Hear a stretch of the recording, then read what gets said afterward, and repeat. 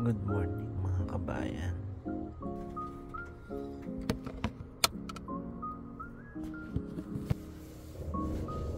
Sushi natin ngayon.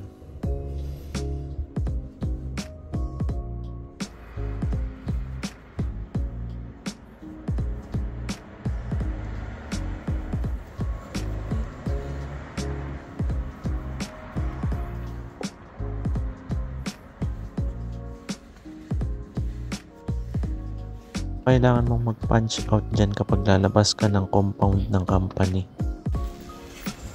Sobrang ganda ng panahon mga kabayan, di masyadong mainit. Lalakad lang papuntang parking. Ito nga pala yung sasakyan natin. Yan yung motor ko, sinasakyan. Makikita nyo nga pala, sobrang disiplinado ng mga motorista dito sa Taiwan. Dito na ako sa sasakyan ng bus. Ako lang dito yung motor. Tapos sasakay ako ng bus doon sa kabila. Dadaan ako dito sa may tunnel. So sobrang ganda nga pala dito Taiwan mga kabayan Imbis na gumawa sila ng footbridge, gumawa na lang sila ng underground tunnel para doon dumaan yung mga tao para siguro hindi na sila mahirapan. Kasi nga naman kung aakyat ka pa ng hagdan na napakataas.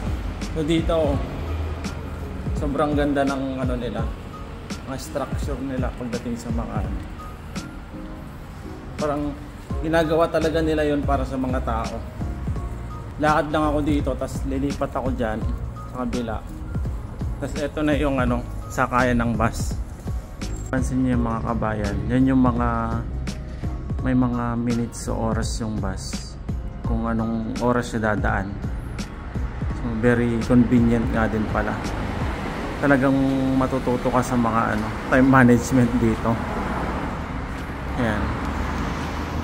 Yung mga bus pala dito, government property. Kaya sobrang ganda dito sa Taiwan. Very convenient yung transportation nila.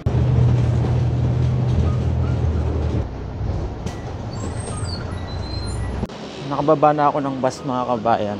Lakad lang tayo na almost 5 minutes.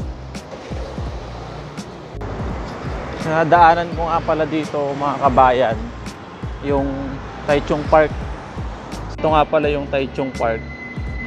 So sa mga nandito sa Taiwan, mga bago pa lang, pwede kayong mamasyal dito. Bali dito na ako mga kabayan. Bali dyan sa building na yan, dyan pala ako magsisimba. Nasa may 12th floor yung simbahan nila. Mga nag-ahanap po ng Christian church dito sa Taiwan, pwede po kayong sumamba dito.